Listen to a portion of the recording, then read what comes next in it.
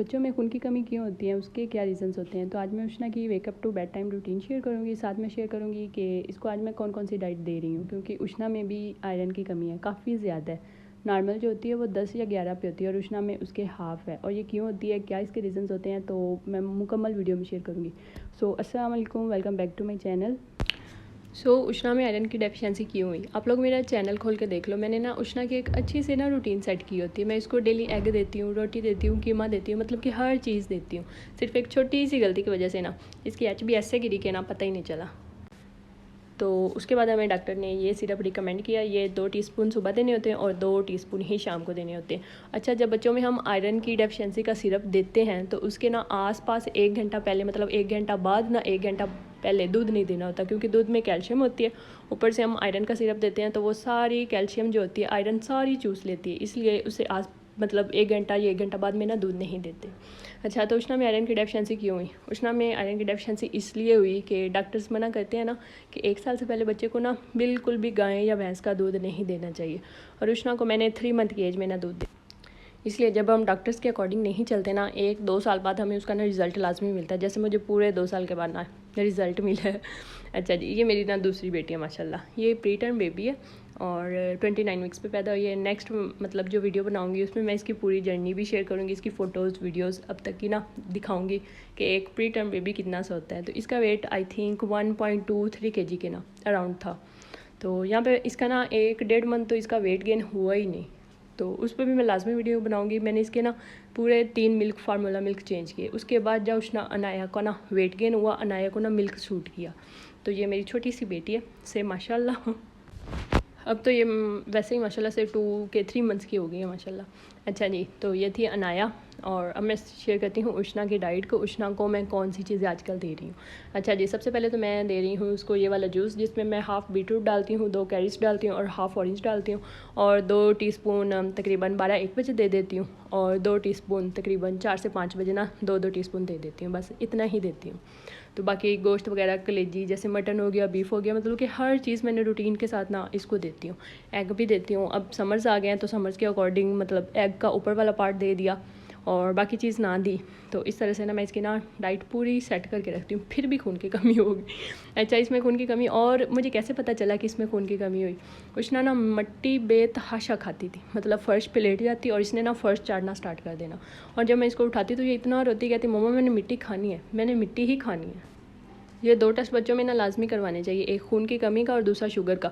Sugar का तो चलो फिर भी खैर है, पर जो खून की कमी होती है ना ये लाजमी बच्चों में होती है, क्योंकि जो बच्चे होते हैं मोस्टली दूध पे होते हैं।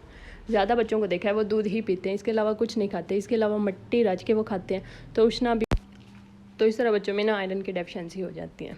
तो उष्णा क्या कहती थी, उष्णा क्या ना कलर भी काफ़ी येलो हो गया। तो मुझे सारों ने इधर उधर कहना भी स्टार्ट कर दिया कि उष्णा का कलर ये है, उष्णा का कलर ऐसा हो गया उष्णा में।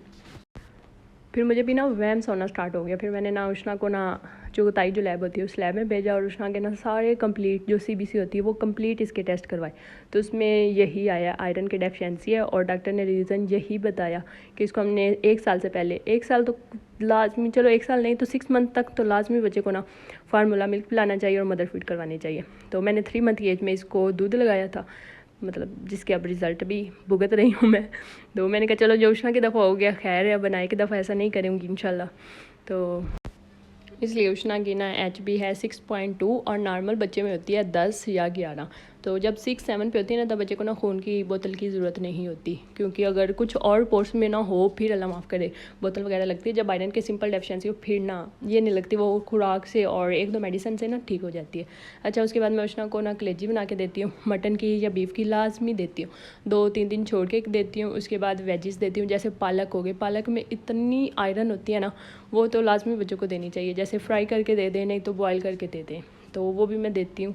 और उसके अलावा दाल चावल देती हूँ, मतलब ऐसी हर चीज़ ना स्पेशली सब्ज़ियाँ देनी चाहिए। सब्ज़ियों में ना बड़ी और सब्जियों में आयरन कूट कूट के भरी होती है, तो ये तो लाजमी देनी चाहिए। अच्छा, तो उसके अलावा जब बच्चों में खून की कमी होती है उसका मेन रीज़न क्या होता है, मतलब बच्चे पे क्या असर होता है। अच्छा, तब जब बच्चे को खुदा न खास्ता खांसी वगैरह होती है या बच्चे का पेट ख़राब होता है, बच्चे को अल्लाह माफ़ करे कोई भी छोटी बहुत बीमारी होती है, तो वो ईज़िली ठीक ही नहीं होती जब बच्चों में ना खून की कमी होती है।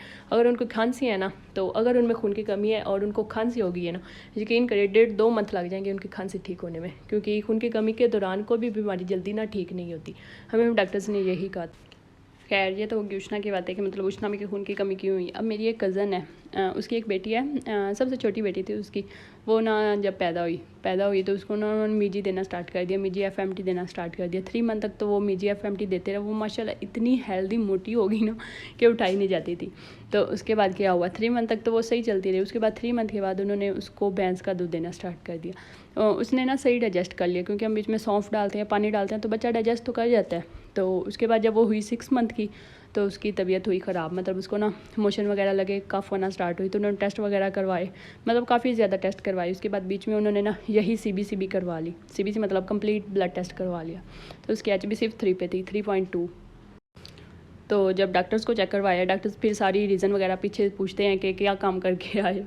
तो उन्होंने बताया कि हमने ना इसको ना भैंस का दूध देना स्टार्ट कर दिया, और भैंस के दूध में इतनी कैल्शियम होती है कि बच्चे में जितनी भी आयरन होती है ना वो चूस जाती है। तो इस तरह उसमें ना सारी, मतलब जितना भी उन्होंने ना मीजी पिलाया था, बस इसलिए कहते हैं ना डॉक्टर्स की मान लो मान लो मान लो, नहीं तो बाद में पछताओगे। तो ये आएगी कल की वीडियो। अब तो माशाल्लाह से इतनी हेल्दी हो गई है। अच्छा जी, उसके बाद मुझे याद आया कि विटामिन डी के ड्रॉप्स भी बेतहाशा ज़रूरी होते हैं। मैंने उष्णा को नहीं दिए और अनाया को अब दे रही हूँ। तो मेरी सिस्टर है, उसका बेटा है माशाल्लाह से 4 या 5 ईयर का होगा, उसमें विटामिन डी की कमी है। उसने भी शुरू से ना ड्रॉप्स नहीं दिए, तो अब उसमें विटामिन डी की कमी है, अब वो ड्रॉप्स दे रही है। तो इसलिए कहते हैं ना जब बच्चा पैदा हो उसको एक बार लाजमी डॉक्टर को चेक करवाएं कि कौन कौन से ड्रॉप ज़रूरी होते हैं। जैसे कॉलिक बेबी के भी लाजमी लेने होते हैं, विटामिन डी के भी होते हैं, कैल्शियम के भी होते हैं। ये सारे ड्रॉप्स बड़े ज़रूरी होते हैं। तो मैंने उष्णा को दफ़ा मतलब कुछ ड्रॉप्स वगैरह नहीं दिए, तो मैंने अनाया को चेक करवा के उसकी ग्रोथ के ड्रॉप्स, उसकी कॉलिक के, विटामिन डी के सारे ड्रॉप्स ले लिए। तो विटामिन डी के ड्रॉप्स भी लेने चाहिए। तो बस जब बच्चे होते हैं ना, बंदा खुद ही डॉक्टर बन जाता है। खैर, तो ये थी मेरी आज की वीडियो। आई होप आपको वीडियो अच्छी लगेगी, तो मेरे चैनल को सब्सक्राइब कर देना। मिलते हैं नेक्स्ट वीडियो में। अल्लाह हाफिज़।